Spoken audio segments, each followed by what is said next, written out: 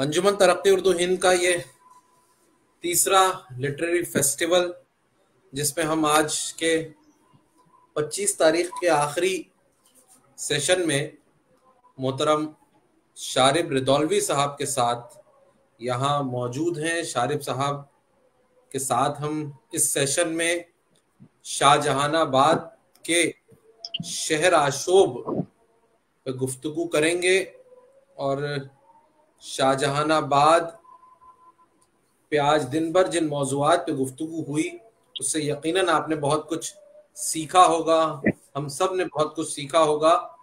اب ہم شہر آشوب کے متعلق شاہ جہان آباد میں ظاہر ہے کہ شہر آشوب ایک اردو کی صنف ہے، اور شاہ جہان آباد اور شہر آشوب کا ایک گہرا رشتہ ہے، تو اس پر ہم نے گزارش کی پروفیسر شارب ردولوی صاحب سے، تو انہوں نے ہماری گزارش قبول کی، اور اس پریشانی میں اور اس بیماری کے باوجود جس میں ان کی طبیعت ظاہر ہے کہ بہت وہ ناساز ہے اور ان کا ہیموگلوبن کم ہو گیا ہے، اس کے باوجود وہ ہمارے درمیان تشریف لائے۔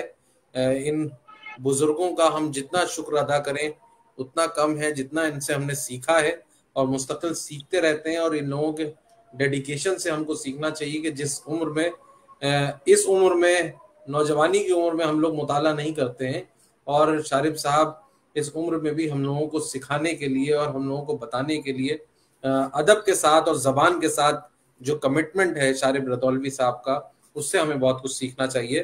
میں بہت استقبال کرتا ہوں سر آپ کا آج کے اس سیشن میں، بہت میں آپ کا پرخلوص انجمن ترقی اردو ہند کی طرف سے استقبال کرتا ہوں، اور آپ سے گزارش کر رہا ہوں کہ بلا تاخیر آپ اپنے مضمون کو شروع کیجئے، اپنی تحریر کو شروع کیجئے جو آپ نے شاہ جہان آباد کے شہر آشوب پر لکھی ہے۔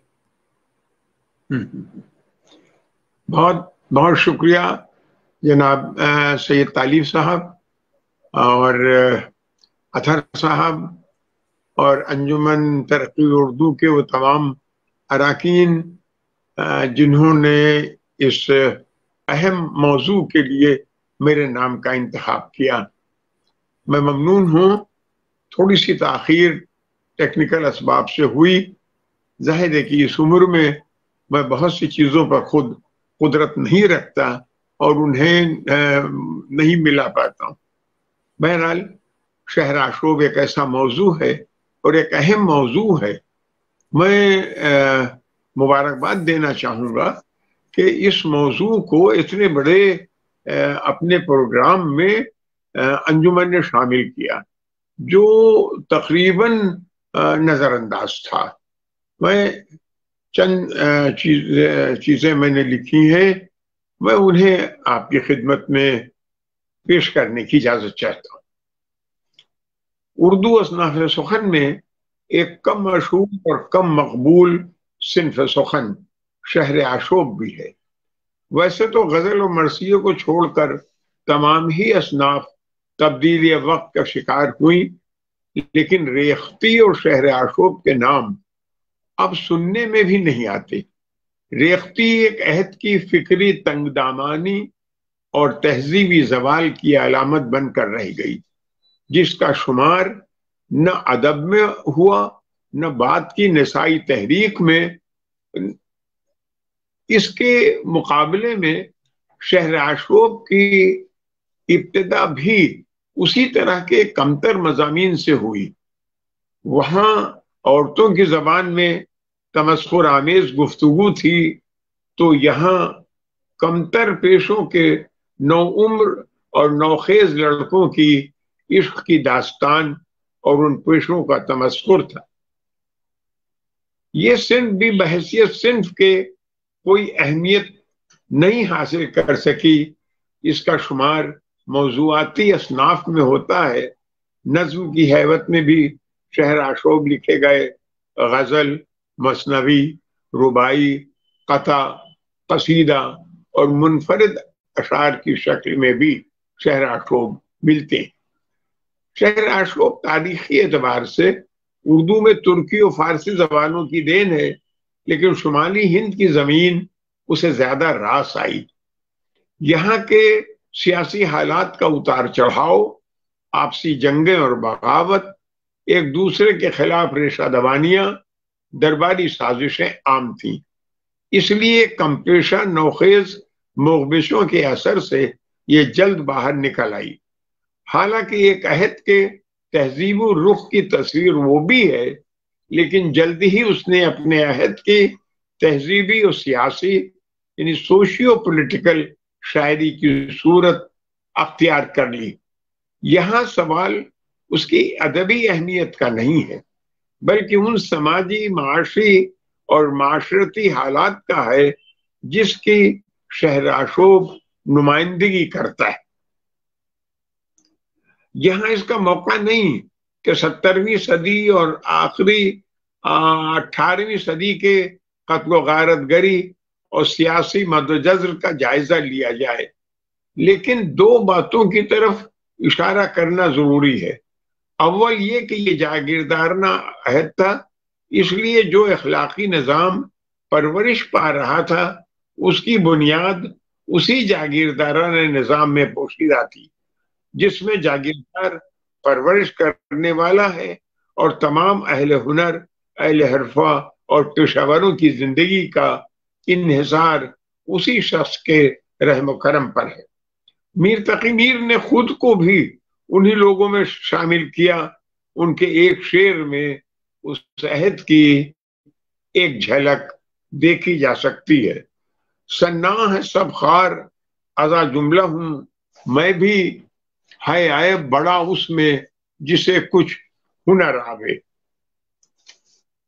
چونکہ ان کی زندگی کا دار و مدار جاگیردار اور حکمراں طبقے پر تھا، اس لیے درباری ریشہ دوانیاں اور ایک دوسرے کے گرانے کی سازشیں ہر وقت ہوتی رہتی تھی، اور ان سازشوں کا اثر نچلے طبقے کے کاریگروں اور کام کرنے والوں پر بھی پڑتا تھا، جو ایک جاگیردار کو چھوڑ کر دوسرے جاگیردار کے ہاں چلے جاتے تھے، یا کہ عمال کے مظالم سے تنگ آ کر کسان گاؤں اور کھیتی چھوڑ کر شہروں میں جا بستے تھے اور کسی کے ہاں مالی، چوکیدار، سائس یا اس کے سپاہی کی نوکری اختیار کر لیتے تھے۔ ظاہر ہے کہ اس صورتحال کا اثر شاعروں اور اہل علم طبقے پر بھی پڑا، جس کا تاثر ان کے اشعار میں صاف نظر آتا ہے۔ جعفر زٹرلی کا زبان زد شعر وقتی تمسخر نہیں، اس وقت کے ہندوستان کی نمایاں سماجی سیاسی تصویر بھی ہے، اور اس وقت کی ریشہ دوانیوں اور بغض و حسد کی بھی، جس نے ان کی جان لے لی۔ سکہ زد بر گندم و موٹھو مٹر، بادشاہ تسمکش فرخ سیر۔ جعفر زٹل کا یہ شعر اپنے عہد کا مرثیہ بھی ہے اور شہرآشوب بھی۔ اس سے بڑا شہرآشوب کیا ہو سکتا ہے، جس کے چند الفاظ سے اندازہ ہو جاتا ہے کہ خزانہ خالی ہو چکا ہے، حاکم وقت ناکارہ ہے، لوگ بھوکے ہیں اور احتجاج و شکوے پر پھانسی کا تختہ ہے۔ یہاں شہرآشوب صرف کم پیشہ نوخیز لڑکوں سے اظہار عشق نہیں، بلکہ اس معاشی تنگی اور سماجی حالات کا نمائندہ ہے جس کی تصویر بعد کے تمام شہرآشوب میں ملتی ہیں، اور جس سے وہ سارا زمانہ اس وقت گزر رہا تھا۔ اس کا موقع نہیں کہ 17ویں صدی اور 18ویں صدی کے قتل و غارت کی گری یا سیاسی مدجزر کا تفصیلی جائزہ لیا جائے، لیکن ایک اقتباس ضرور نقل کرنا چاہتا ہوں جس سے کچھ اندازہ اس سارے حالات کا ہو سکے گا جو شہرآشوب کے اس طرح فروغ کا سبب بنی۔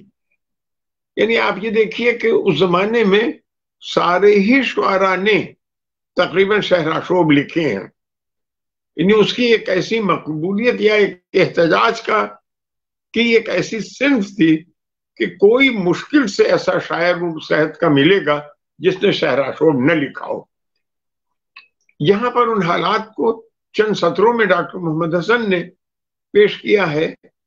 1118 ہجری سے یعنی اورنگزیب کی وفات کے بعد سے 1124 تک 4 بادشاہ تخت نشین ہوئے۔ 1131 ہجری میں فرخ سیر قتل ہوا اور اسی سال 7 ماہ کی مدت میں 4 حکمراں چند روزہ حکمرانی کر گئے۔ محمد شاہ کے دور میں دکن اور اودھ تقریباً خود مختار ہو گئے۔ جاٹ اور سکھ سیاسی طاقت کی حیثیت سے ابھرے۔ مرہٹوں کی رسائی آگرہ دروازے تک ہونے لگی اور آخر کار دلی بھی دسترس سے بچ نہ سکی۔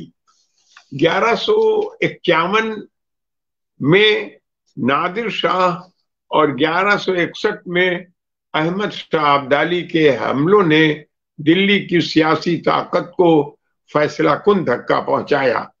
ادھر روہیلے طاقتور ہو گئے اور جنگ کے دوران محمد شاہ کا انتقال ہو گیا۔ 6 سال بعد دلی کا نیا حکمراں احمد شاہ قید ہوا اور عالمگیر شاہ ثانی تخت نشین ہوا۔ 1173 میں شاہ عالم اور اس کے 1 سال بعد شاہ عالم ثانی نے زمام سلطنت سنبھالی اور 1212 ہجری تک حکمراں رہے۔ اس مختصر خاکے سے اندازہ ہوگا کہ 72 سال میں 12 حکمراں تخت نشین ہوئے۔ ظاہر ہے کہ ایسے میں ایسے ملک کی صورت کیا ہو سکتی ہے۔ تاریخ کے اس خاکے میں وہ تصویر بھی شامل ہے جس میں ایک دن میں 20,000 انسان قتل کر دیے گئے۔ دلی کی سڑکیں لاشوں اور نالیاں خون سے بھر گئیں۔ شہرآشوب شاہجہان آباد کی اسی زندگی کا سماجی بیانیہ ہے جو جعفر زٹل کا کلام ہو یا بعد کے کسی شاعر کا۔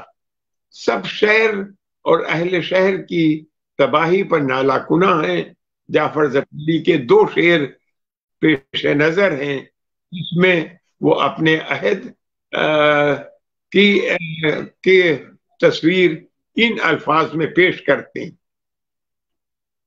گیا اخلاص عالم سے عجب یہ دور آیا ہے، ڈرے سب خلق ظالم سے عجب یہ دور آیا ہے، نہ یاروں میں رہی ریاری نہ بھائیوں میں رہی وفاداری، محبت اڑ گئی ساری عجب یہ دور آیا ہے۔ شہرآشوب تاریخ کے ہر انقلاب کا چشمدید گواہ ہے۔ مشہور ماہر قانون ادیب سیف محمود نے حاتم کی شاعری کے حوالے سے لکھا ہے کہ دہلی نے گزشتہ 300 سال میں شدید قسم کی تبدیلیاں دیکھیں۔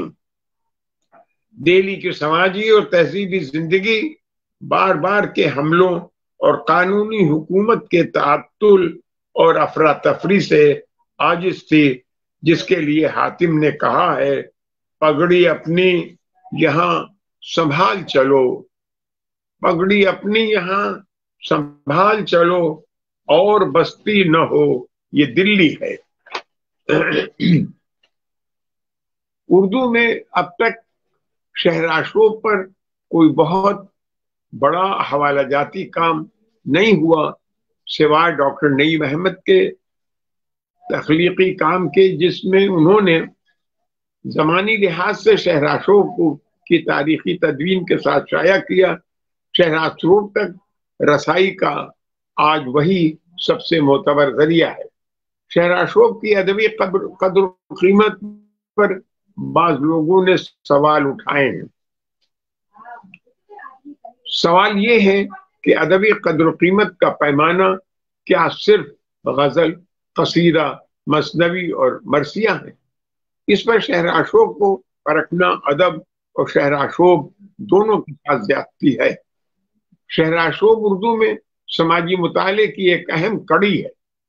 شہرآشوب کے بغیر اس سماج کی پوری تصویر سامنے نہیں آ سکتی۔ 1957 اور بعد کے شہرآشوب کا ذکر ہو یا اس سے پہلے کا اردو کے ایک ایسے بیانیہ میں جو ذہنی تلاطم، خوف و دہشت اور پریشانی کی پیداوار ہو، آرائش الفاظ تلاش کرنا غلط ہوگا۔ پھر بھی زبان کی وہ جھلک بھی کہیں کہیں نمایاں ہو جاتی ہے۔ اردو تنقید کو شہرآشوب کے تجزیے کے لیے ایک نئی بوتیقہ کی ضرورت ہوگی۔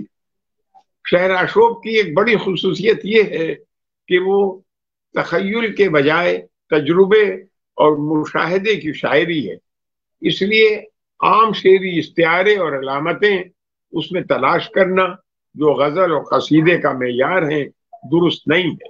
اس میں یہ ضرور دیکھا جا سکتا ہے کہ اس وقت شاہجہان آباد کی سماجی صورتحال کیا تھی، اشراف کے گھروں میں چراغ جلتا تھا یا نہیں۔ یہاں پر غالب کے چند سطریں یاد آ گئیں، اسے بھی نثر میں شہرآشوب کی مثال سمجھنا چاہیے۔ اس کے علاوہ وہ سند ہے کہ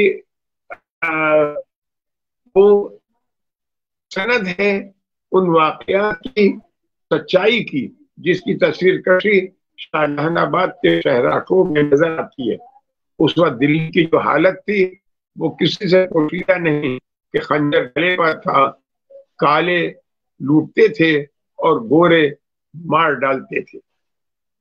مسلمانوں کو شہر بدر کر دیا گیا تھا۔ غالب کا جملہ ہے، شہر از مسلمانان تہی دست است، شوان آنا ہائی مردم کے چرا، وہ روزانہ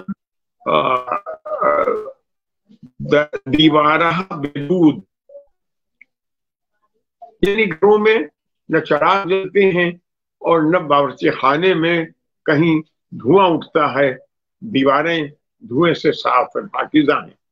غالب کا یہ بیان ایک طرح سے اس زمانے کی جدید گواہی ہے۔ شہرآشوب تو مرزا محمد رفیع سودا سے پہلے بھی لکھے گئے۔ حالات کی جو خرابی، معاشی زمانے کی جو صورت اور غارت گری کی جو کیفیت سودا نے دیکھی وہ کم لوگوں نے دیکھی ہوگی۔ وہ فوج میں بادشاہ کے ہمراہ رہے، دہلی میں جب تنگی محسوس ہونے لگی تو نواب بنگش کے یہاں چلے آئے، اور جب یہاں بھی طمانینت قلب میسر نہ آئی تو لکھنؤ کا سفر اختیار کیا اور پھر وہیں پیوند خاک ہو گئے۔ سودا اہم آشوب نگاروں میں شہرآشوب نگاروں میں ان کے کئی شہرآشوب ہیں۔ تزیق و روزگار کے علاوہ مقمص در ویرانی شاہجہاں اور حج شہر کوتوال شہدی فولاد خان وغیرہ۔ شہدی فولاد خان کو کوتوال شاہجہاں آباد کی شہدی فولاد خان کوتوال شاہجہاں آباد کی حج کو شہرآشوب میں اس لیے شمار کرنا چاہیے کہ اس سے شاہجہاں آباد انتظامیہ اور پولیس کی صورتحال پر روشنی پڑتی ہے۔ یہ ایک شخص کی حج نہیں، ایک عہد کا المیہ یا ایک عہد کی حج ہے۔ یہاں پر میں ان کے مختلف آشوب سے چند مثالیں دینا چاہتا ہوں کہ اس سے شاہجہاں آباد کی وہ تصویر نظر آئے گی جس کی ایک جھلک بعد میں غالب کے خطوط میں ہمیں دکھائی دیتی ہے۔ سودا کا شہرآشوب میں شاہجہاں آباد کی تصویر اس طرح نظر آتی ہے۔ میں بتاؤں زمانے کی کٹھی بے وجہ معاش اپنی جس کا بیاں ہے، گھوڑا لے اگر نوکری کرتے ہیں کسی کی، تنخواہ کا پھر عالم بالا پہ نشاں ہے، گزرے ہے صدا یوں علف و دانہ کی خاطر، شمشیر جو گھر میں تو سپر بنیے کے یہاں ہے۔ اس شہرآشوب میں سودا نے مختلف پیشوں کی صورتحال کا بیان کیا ہے، مثلا طبیب، سوداگر، نقاش، سنار، لوہار، رنگریز وغیرہ جس میں جن کی صورتحال کو دیکھ کر واقعتاً یہ محسوس ہوتا ہے کہ وہ زمانہ کس قدر تکلیف دہ زمانہ تھا جس میں لوگ جی رہے تھے۔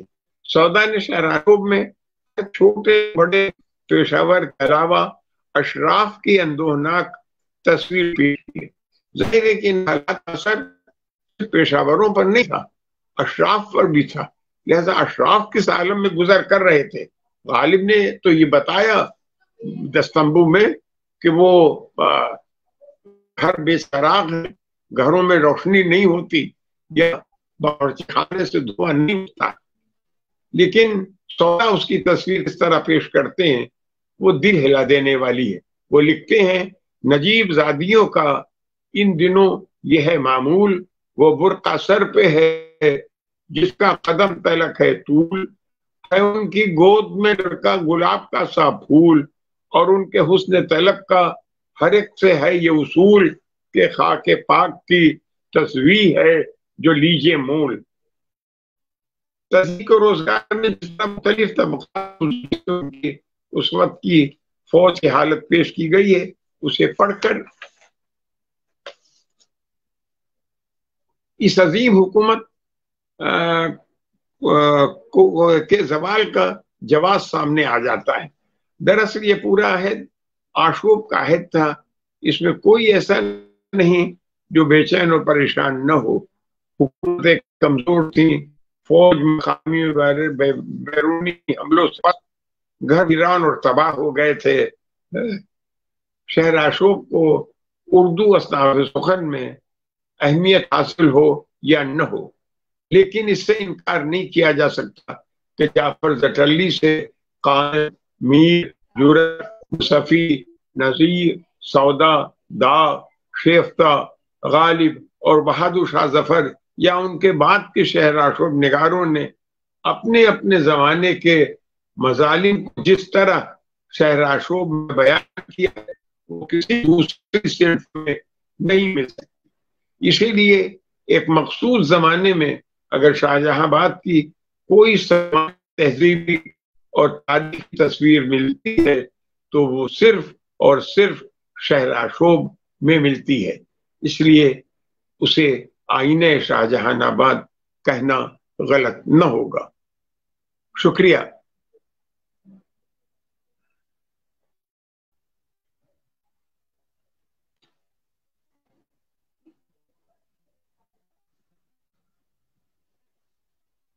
جن دوستوں نے یہ گفتگو سنی ہوگی انہوں نے یقیناً شاہ جہاں آباد کے متعلق بہت کچھ سیکھا ہوگا۔ شارب صاحب کی گفتگو کے بعد شکریہ طالب صاحب، شکریہ تمام حضرات، بہت شکریہ۔ شارب صاحب کی گفتگو کے بعد میں بس چند باتیں آپ سے کہوں گا اور پھر اس کے بعد اس سیشن کو میں ختم کروں گا کہ شہر آشوب پر شارب صاحب کی باتوں کے علاوہ جن چیزوں پر ہمارا ذہن جاتا ہے وہ تو ایک یہی بہت بنیادی نقطہ یہ ہے کہ شہر آشوب کو ہمارے وہاں ترقی کرنا چاہیے تھی۔ اس صنف کو، جس صنف کو ہمارے وہاں ترقی کرنا چاہیے تھی، وہ صنف اتفاق سے دھیرے دھیرے ختم ہو گئی، اور وہ دوست اور وہ اردو کے حضرات جو لوگ یہ سمجھتے ہیں کہ وہ غزلیں جو سیاسی مسائل اور معاملات پر کہی جاتی ہیں وہ انہی غزلوں کی مترادف ہو سکتی ہیں، جو ظاہر ہے کہ کسی زمانے میں جب شہر آشوب کی ابتدا ہوئی تھی اور ابتدائی زمانے میں فارسی میں جو شہر آشوب کہے گئے اور جو غزلوں کی صنف میں مثلا سعدی کا بہت مشہور شہر آشوب کا ایک شعر ہے جو اکثر میں سمجھتا ہوں کہ لوگوں کے درمیان پڑھا بھی جاتا ہے، جو دمشق کے لیے انہوں نے کہا تھا کہ چنا قحط سالے شد اندر دمشق کہ یاراں فراموش کردن عشق۔ اسی طرح بعد میں فارسی کے جن شعراء نے مختلف حالات میں جو شہر آشوب کہے، اور اس کے بعد ہم اردو کے شہر آشوب کے زمانے میں آتے ہیں، جس کا 3 حصوں میں جسے ہم تقسیم کر سکتے ہیں۔ ایک پہلا اس کا حصہ 1700 سے 1857 تک کا ہے، دوسرا عہد اس کا 1857 سے بعد، اور آپ اسے 1900 تک 1947 تک لا سکتے ہیں، اور ایک 1947 کے بعد کا عہد ہے۔ ہمارے وہاں شہر آشوب کا ایک معاملہ یہ ہے کہ امیر عارفی نے جو کتاب شہر آشوب پر مرتب کی ہے، اس میں انہوں نے فیض کے شہر آشوب دیے ہیں، اور امیر عارفی کا یہ کمال ہے کہ انہوں نے اختر الایمان کی نظموں کو بھی شہر آشوب میں شمار کیا، اور میں سمجھتا ہوں کہ اس میں کوئی ایسی بات بھی نہیں ہے کہ اسے ہم شہر آشوب میں شمار نہیں کر سکتے، کیونکہ شہر کی جو بد نظمی اور جو حالت اس زمانے میں تھی، جو 1700 کے زمانے میں تھی، اور یقیناً اس سے دنیا بہت بدل گئی تھی اور حکومتیں اتنی تیزی سے تبدیل نہیں ہوتی تھیں۔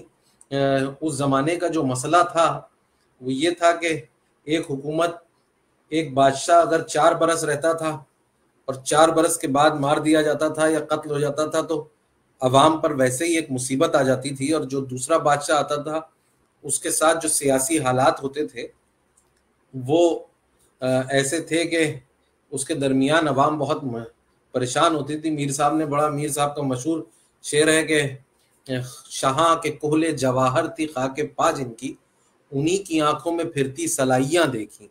تو ظاہر ہے کہ ایک ایک بادشاہ جب اپنے 25 بھائیوں کو مرواتا تھا، اس کے بعد وہ تخت پر بیٹھتا تھا، اور اس کے درمیان کا جو حالت ہوتی تھی اسے آپ پورے شہر کی بدنظمی سے تعبیر کر سکتے ہیں۔